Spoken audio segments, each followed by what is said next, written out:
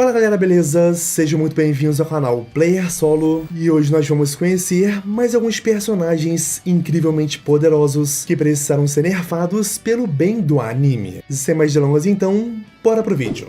Vamos dar início com o Ichibei Ryosub do anime Bleach. Já vamos começar com uma quentíssima. Quem fala que Ichibei não foi absolutamente nerfado para que a guerra contra os Queens continuasse tá maluco. O alvo da Sociedade das Almas, um dos Shinigamis mais antigos da existência, tão antigo que quando o Ichibei era absurdo de forte, a Sociedade das Almas sequer existia. Não é à toa que ele foi escolhido a dedo pelo próprio Rei das Almas para ser o líder da Divisão Zero, que são os Shinigamis mais importantes e poderosos de todos. Já o maior feito de Ichibei é simplesmente ter criado e dado nome e poderes de todas as coisas que existem. Sabe a Zanko no Tachi de Yamamoto, que é a Bankai de fogo mais forte que existe? Foi o Ichibei quem nomeou e criou aquele poder. Ou seja, o cara é absoluto, não ironicamente. Só que ainda assim o Ichibei acabou perdendo sua luta e entre vários parênteses foi morto para Yūhabarra. Já o grande problema nem é isso, mas sim o fato do personagem com maior bagagem, com maior conhecimento, com maior poder ter perdido por ter sido confiante demais e também ter subestimado seu oponente. E isso definitivamente não me pega, mas é aquilo, se ele para Yūhabarra ali mais uma vez igual no passado, não teríamos a guerra final entre Shinigamis e Queens.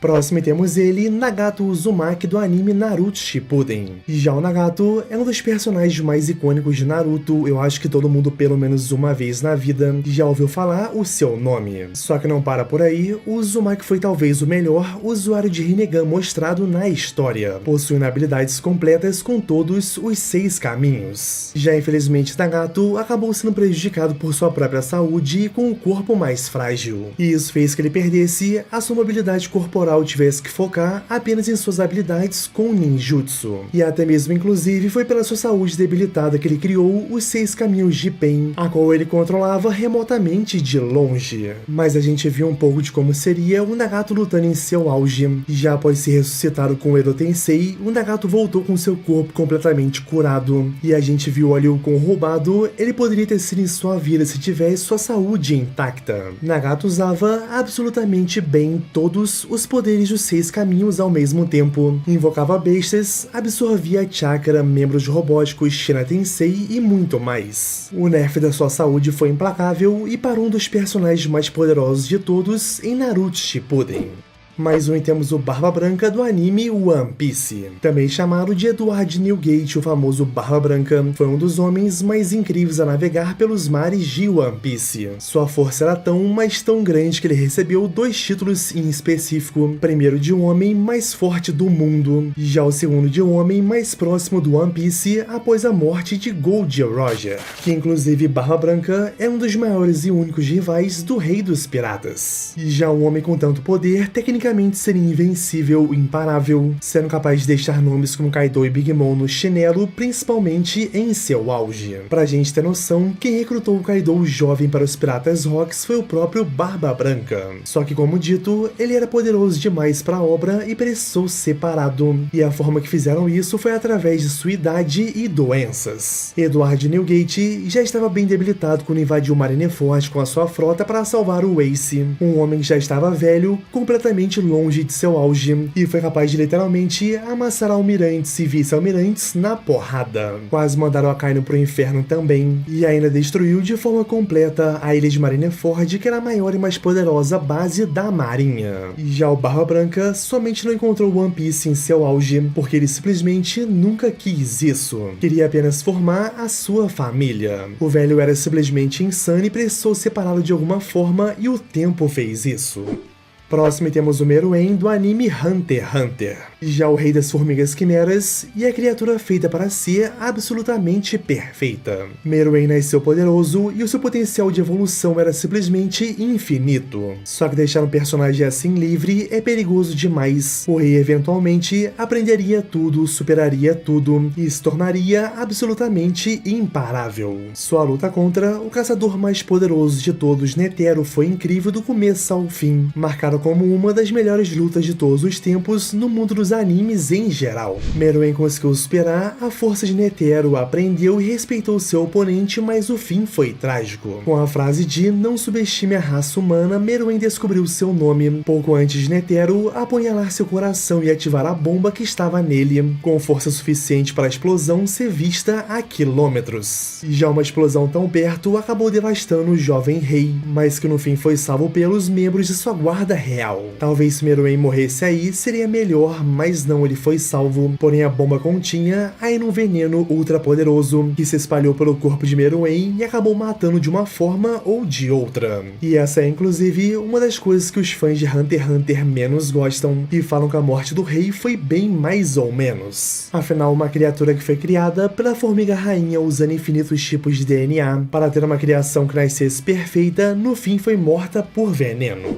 Próximo temos o Hércules do anime Shumatsu no Valkyria. Temos aqui um dos personagens que mais causou revolta em Shumatsu. Já o Hércules é um semideus do panteão grego, sendo deus da fortitude, e acabou sendo escolhido para lutar na quinta rodada do Ragnarok, enfrentando um humano, Jack, o Estripador. E sendo bem sincero, apesar de eu particularmente torcer para a humanidade em Shumatsu, também preciso admitir que o Hércules foi absolutamente nerfado. Em nenhum momento da luta, o Jack teve a pequena possibilidade de vencer o Hércules, porém o deus da fortitude era benevolente e desde o começo, seu objetivo era mais salvar a alma do Jack do que realmente vencer a luta. Pra quem não sabe, o Hércules não nasceu como um deus, ele inicialmente era um humano chamado de Alcides, que era conhecido por sempre ajudar a todos mesmo quando era bem fraco. E já ele treinou para aumentar a sua força e proteger o seu povo, e quando a ira dos deuses caiu sobre a humanidade, o Hércules ascendeu como uma divindade após beber a ambrosia. E após isso ele lutou por vários dias contra o deus da guerra Ares, até que Zeus parou a luta e levou o Hércules como seu filho para o reino divino. E já o Hércules era amado pelos deuses e adorado pelos humanos, que inclusive ele foi um dos poucos deuses a votar contra a extinção da humanidade e estava disposto a jogar a sua honra no lixo e implorar para a salvação dos humanos. Jack ter vencido essa luta com mentiras e etc. foi bem mais ou menos, e até mesmo no fim, o Hércules teve como matá-lo, mas ao invés disso ele deu um abraço em seu adversário, pois queria somente aliviar a dor da alma de Jack. Próximo temos o Tristan do anime Mokoshiroko no Yonkishi. Tá aqui um personagem que já vem começando a ser nerfado e pode anotar o que eu vou falar. Vai ser muito, mas muito mais nerfado ainda. Tristan é o príncipe do reino de Leones e um dos 4 cavaleiros do Apocalipse representando a peste. Só que tem um pequeno porém, esse garoto é filho de Meliodas e Elizabeth, neto do rei demônio e divindade suprema, sobrinho do atual rei demoníaco Zeldris também. Ou seja, já começaram a entender, né? Ele tem absolutamente todos os poderes do clã das deusas e clã dos demônios perfeitamente equilibrados em seu corpo. Tem o arco e o poder das trevas, o full counter, asas de anjo, tudo e tudo, rapaziada. Então, né, não dá pro Tristan simplesmente ir evoluindo e se superando cada vez mais, senão uma hora ou outra ele vai ter superado simplesmente tudo. Já começaram a ter alguns nerfs nele. Primeiro, ele deveria ter sido escolhido para ser o protagonista da nova geração. O próprio autor afirmou isso, mas quis mudar de última hora com a criação de Percival. Segundo ele, não consegue usar os seus poderes demoníacos por muito tempo e tem medo disso também. Afinal, ele pode perder o controle de suas emoções e entrar em um estado berserker e atacar a todos. Já inclusive o Tristan perdeu lutas só por usar a sua parte divina e não usar os seus poderes das trevas. Lembrando que o poder dos demônios é muito mais ofensivo que o poder das deusas. Mais uma temos a Unohana do anime Bleach. Pra quem só conheceu ela nos momentos atuais, quando Unohana era capitã da 4ª divisão, mas de boa, quietinha, focada em curar, meus amigos, vocês não sabem de nada. Já Unohana é uma das capitãs mais antigas e experientes de todas, fazendo parte da primeira geração de capitães da Gotei 13, sendo líder da 13ª divisão e herdando o título de Kenpachi. Dado ao Shinigami mais forte de sua geração, ela quem criou criou esse título. Só que vamos além, a primeira geração de capitães era conhecida historicamente por serem um bando de animais, seres cruéis que não se importavam com nada e ninguém, nem com eles próprios. Apenas eram viciados em lutas e amavam isso. E já no meio de tantos monstros, Unohana foi considerada a mais forte. Mas após sua luta contra o Zaraki ainda jovem, Unohana se sentiu culpada após vencê-lo, pois sabia que Zaraki tinha se limitado para não matá-la, pois admirava a capitã. E já isso fez que ela abandonasse esses caminhos de luta e se especializasse em cura e mudasse de divisão. Depois, quando lutou contra o Zaraki mais uma vez para treiná-lo, a Unohana ainda era tão poderosa que matou o Zaraki milhares de vezes e depois restaurava o seu corpo com seus poderes curativos, pois cada vez que o Zaraki quase morria, ele voltava mais forte e quebrava aquele limitador criado no passado. Então Unohana desde sempre se auto-nerfou e isso inclusive deixou vários fãs malucos, pois afirmavam que ela não precisava ter morrido para libertar o Zaraki e que seria de extrema importância e eficiência na guerra final contra os Quincy's. E eu vou te falar que eu mesmo concordo com isso. Mais uma, e temos a Big Mom do anime One Piece. Tá aqui uma personagem que todo fã de One Piece sabe o que eu tô falando. Big Mom foi nerfadíssima na maioria das vezes que apareceu na obra. E já ela supostamente deveria ser a mulher mais poderosa do universo de One Piece. Uma Yonkou com experiências gigantescas, sendo bastante poderosa e tendo vivido as maiores batalhas de todas. Mas no fim a Big Mom só tomava taca atrás de taca. Invadiram seu território, tacaram terror e fugiram debaixo do seu nariz. Depois, em um ano, apesar de ter dado um pouquinho de trabalho, ela apanhou muito pro Kid e o Lau. Tanto que, se perceberem também, Big Mom era uma coadjuvante do Kaido. E eu particularmente acho que ela ainda vai reaparecer na obra, mostrando um pouquinho mais seu potencial máximo, porque sinceramente eu me nego a acreditar que a véia não fez praticamente nada até agora.